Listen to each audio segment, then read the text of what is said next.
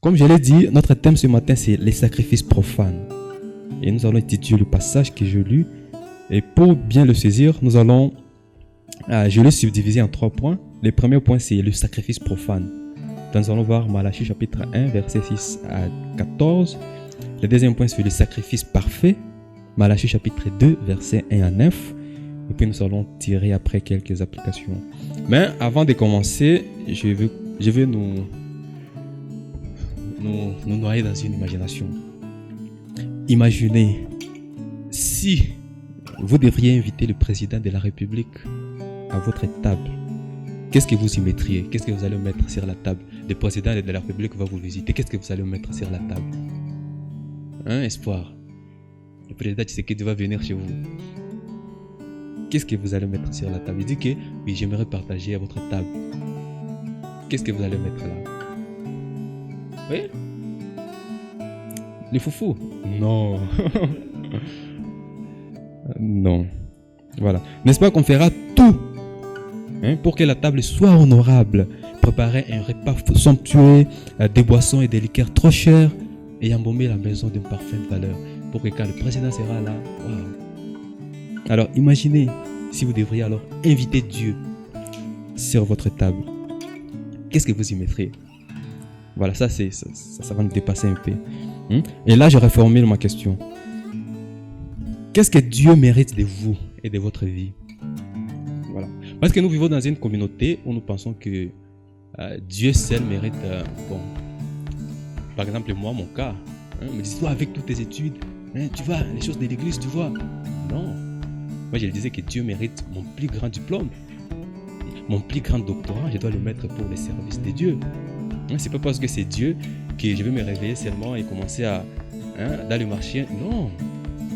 Non, Dieu mérite le meilleur de nous-mêmes. C'est ce que nous allons voir dans cette section. Parce que les Israélites à l'époque commençaient déjà à négliger les sacrifices qu'ils faisaient pour Dieu dans les temples. Ils commençaient déjà à offrir ils volaient des animaux pour les offrir en sacrifice, comme nous l'avons lu. Ils offraient des bêtes boiteuses avec des faux. Ils commençaient à négliger le service de l'Éternel. Et pour dire que ce message nous concerne, nous vivons dans une communauté où les gens prennent à la légère les choses de Dieu. Les gens qui profanent le nom de Dieu, ils chantent ce qu'ils veulent. En tout cas, Dieu n'est pas honoré dans notre communauté. On ne prend pas au sérieux les choses de Dieu. Parce que la profanation, c'est le fait de prendre à la légère des choses sacrées.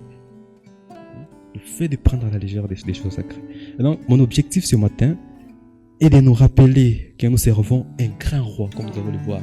Et comme vous pouvez le lire dans Apocalypse chapitre 4. Quand vous regardez le trône de Dieu, c'est un trône très glorieux.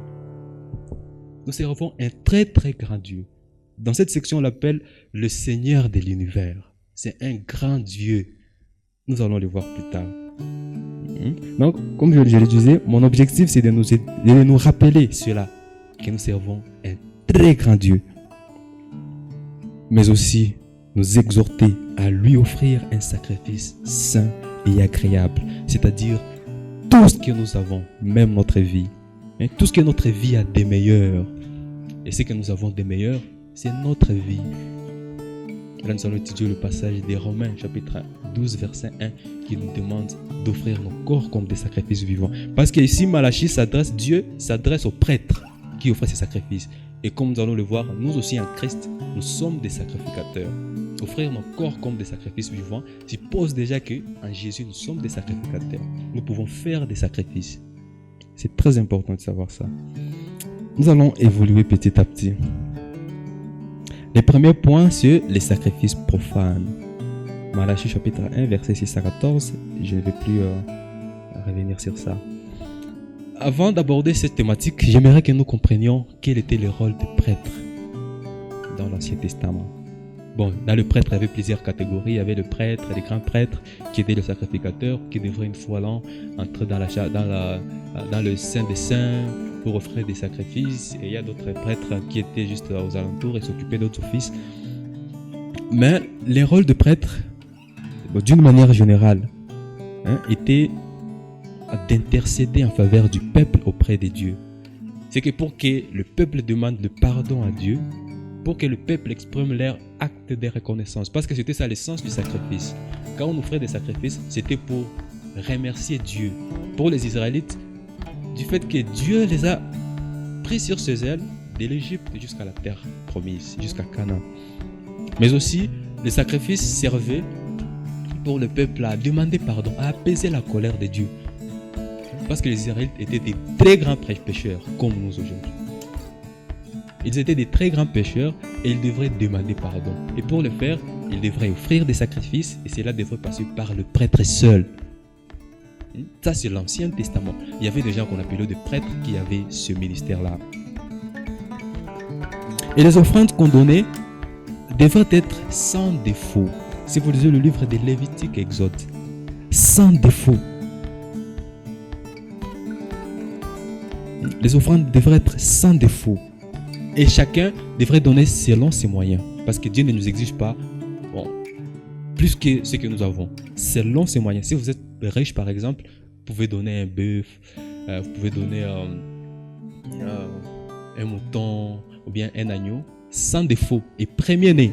Dieu ne demandait pas peu. Hein? Premier-né sans défaut. Si vous n'avez pas cela, si vous êtes par exemple pauvre, vous pouvez donner soit des pigeons ou des tourterelles ou la dîme de tout ce qu'on avait, les récoltes, les fruits, le bétail, tout ce qu'on avait, la dîme. Et que ce soit le prémisse, le première récolte. C'est ce que Dieu demandait. Et quand le peuple faisait ça, ils exprimaient leur reconnaissance à Dieu pour les saluts que Dieu leur avait accordés, mais aussi pour apaiser sa colère. Il devait faire des sacrifices sanglants pour apaiser la colère de Dieu. Alors, dans cette section, on nous parlait de la dépravation spirituelle des prêtres à l'époque de Malachie. Moi, j'aimerais qu'on lise encore le verset 6 à 7. Un fils honore son père et un serviteur son maître. Si je suis père, où est l'honneur qui me revient? Si je suis maître, où est la crainte qui m'est due? Dit l'Éternel, le maître de l'univers. À vous les prêtres, il s'adresse aux prêtres, qui méprisez mon nom et qui dites, en quoi avons-nous méprisé ton nom? Vous offrez sur mon autel des aliments impurs et vous dites, en quoi t'avons-nous souillé?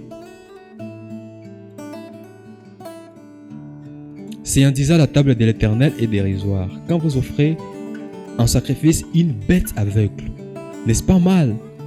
Quand vous offrez une bête boiteuse ou malade, n'est-ce pas mal? Offrez-la donc à ton gouverneur. Te recevra-t-il bien? Te fera-t-il bon accueil? Dit l'Éternel, le maître de l'univers. Nous allons lire aussi le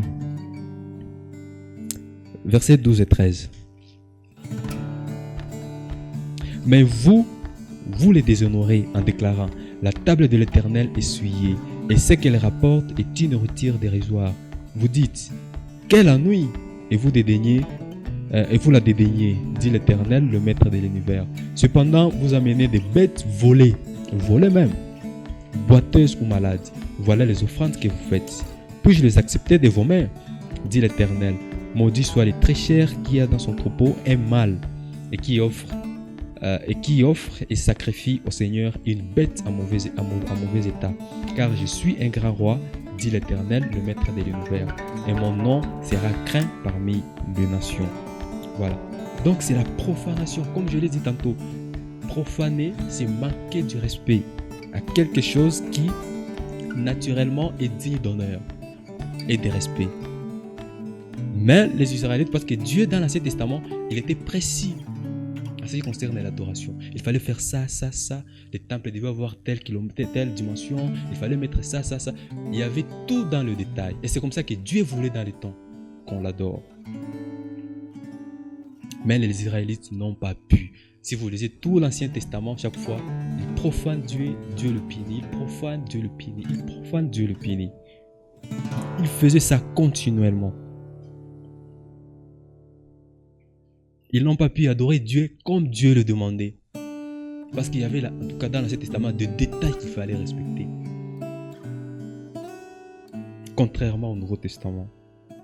ou bien la nouvelle alliance. Raison pour laquelle, si vous lisez par exemple Ésaïe et Jérémie, Dieu dit qu'il se fatigue, qu'il est déjà fatigué avec leurs iniquités, qu'il est déjà fatigué de les punir chaque fois. Et alors, il va lui-même pourvoir. Il appelle ça, il va faire une nouvelle alliance avec les Israélites. Il va lui-même pourvoir à son adoration. Il va lui-même pourvoir un sacrifice pour nous. Et c'est là il est en train de pointer vers Christ. On va lire quelques passages. Ésaïe chapitre 1 verset 5. Quel châtiment nouveau vous infligez quand vous multipliez vos révoltes? La tête entière est malade et tout le cœur est souffrant. De la plante du pied jusqu'à la tête, rien n'est en bon état. Ce ne sont que blessures, contusions et plaies vives qui n'ont ni été pansées, ni bandées, ni adoucies par l'huile. Jérémie chapitre 31. Israël, je t'aime d'un amour éternel. Pour conserver ma bonté, je conclurai avec toi une nouvelle alliance. Et là, directement, nous allons en Hébreu, chapitre 8, verset 10. Mais voici l'alliance que je ferai avec la maison d'Israël. Après ces jours-là, dit le Seigneur, je mettrai mes lois dans leur esprit, je les écrirai dans leur cœur, et je serai leur Dieu, et ils seront mon peuple. Aucun n'enseignera plus son concitoyen, ni aucun son frère en disant, connais le Seigneur, car tous me connaîtront, depuis les plus petits jusqu'aux plus grands d'entre eux. Hébreux chapitre 8, verset 12. Parce que je pardonnerai leurs iniquités et que je ne me souviendrai plus de leurs péchés. En disant une alliance nouvelle, il a déclaré la première ancienne. Or, ce qui est ancien, ce qui a vieilli, est près de disparaître. Et là, il pointait à Christ. Et c'est là qu'on entre au deuxième point. Le sacrifice parfait. C'est ça notre deuxième point. Mais avant d'aborder ce deuxième point, j'aimerais nous parler de quelque chose sur Dieu. Parce que nous servons Dieu et souvent quand nous venons au culte, nous disons que c'est devenu une routine chaque fois. Il faut aller le dimanche au culte, et passer devant servir et vivre notre vie comme nous voulons. Mais nous devons savoir que nous servons un grand Dieu, comme je le disais au début. La dimension de Dieu et son caractère se résument dans le mot infini. C'est un Dieu qui est infiniment grand.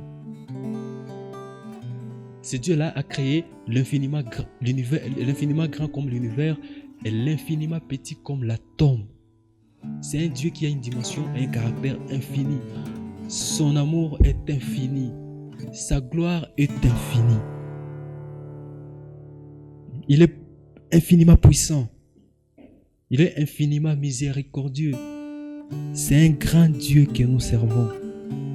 Comme je le disais, si vous lisez Apocalypse 4 et Ésaïe 6, vous allez voir comment est-ce qu'on décrit le trône de Dieu, la gloire du trône de Dieu. Les 4 êtres humains qui sont autour du trône de Dieu. Et il y a les séraphins qui siègent au-dessus du trône de Dieu. Et c'est ces séraphins qui ont 6 ailes, dont 2 pour se couvrir le pied, 2 pour voler et 2 pour se fermer les yeux, pour ne pas voir la gloire de Dieu. C'est un Dieu tellement grand. Les séraphins ont peur d'être éblouis par la gloire du trône de Dieu. Ils se couvrent les yeux avec les ailes pour ne pas voir la gloire du trône de Dieu. Donc c'est un Dieu tellement fort, tellement puissant. Et tous ces gens autour du trône de Dieu ne font qu'adorer nuit et jour, ils chantent des cantiques pour Dieu. C'est un Dieu tellement grand, tellement puissant. Alors la question que nous devons nous demander, quelle adoration nous pouvons lui rendre pour qu'il soit satisfait? Est-ce que nous faisons culte, notre façon de vivre, le sacrifice qu'on donnait, encore le sacrifice d'animaux, le plan? Est-ce que c'est l'adoration que c'est Dieu la mérite? Mais la Bible dit non. Dieu lui-même a pourvu à son adoration. Il a pourvu un sacrificateur saint pour être un sacrifice de bonne odeur pour lui. Parce qu'il a été fatigué par les iniquités. Il a été fatigué par punir chaque fois les gens qui profanaient son nom.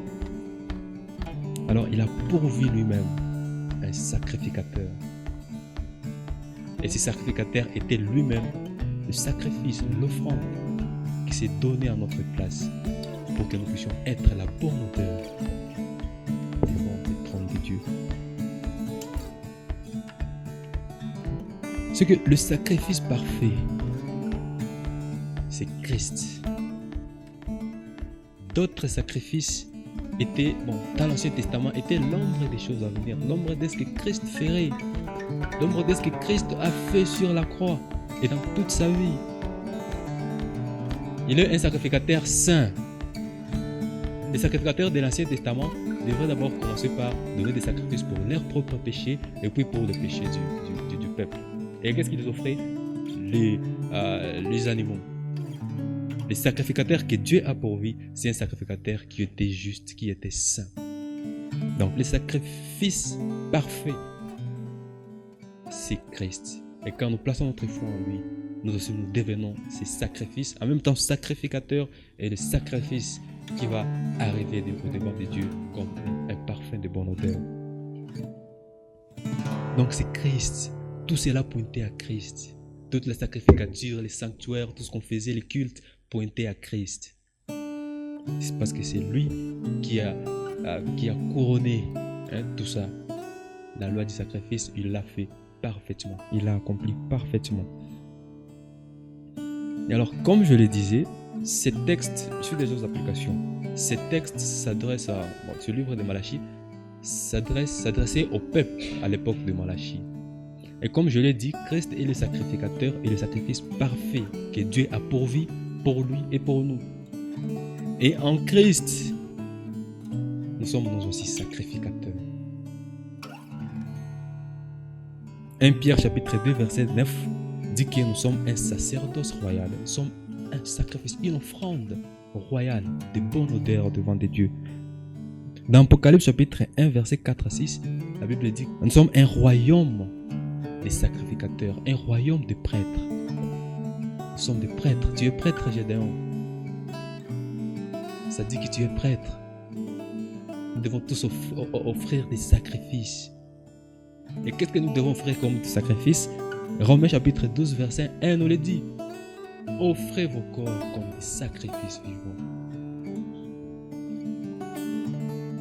Et s'offrir comme sacrifice vivant, c'est donner au Seigneur tout ce qui requiert de notre temps, de nos biens terrestres et de notre énergie pour faire avancer son royaume et son œuvre. Et qu'est-ce que nous devons donner? Le meilleur de nous-mêmes. Quand vous chantez à la chorale, vous devez donner le meilleur de vous-même. Chantez avec votre voix, votre niveau le plus supérieur. Parce que vous servez un Dieu, comme je l'ai décrit, c'est un Dieu tellement grand, tellement glorieux. Il mérite le meilleur de nous. Nous devons être excellents dans tout ce que nous faisons. Notre argent, dans l'Ancien Testament, on demandait la dîme. Mais dans le Nouveau Testament, on peut donner tout ce qu'on a pour Dieu. La dîme peut être le début, mais on peut donner tout ce qu'on a. Parce que Jésus avait donné tout son sang. Il n'a pas donné la dîme de son sang. Il a donné tout ce qu'il avait. Lui qui méritait tout. Mais il s'est dépourvu de tout. Et il nous a donné ça. Il nous a donné 100% de son sang. 100% de sa perfection. 100% de sa justice. 100% de tout ce qu'il avait. Et nous aussi, par reconnaissance, nous devons nous offrir en donnant le meilleur de nous-mêmes. Quand vous écrivez un livre de cœur, il faut le faire avec excellence, avec perfection, donner le meilleur de nous-mêmes.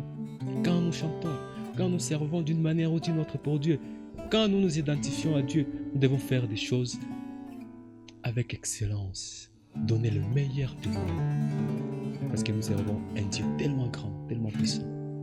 C'est très important de savoir cette vérité.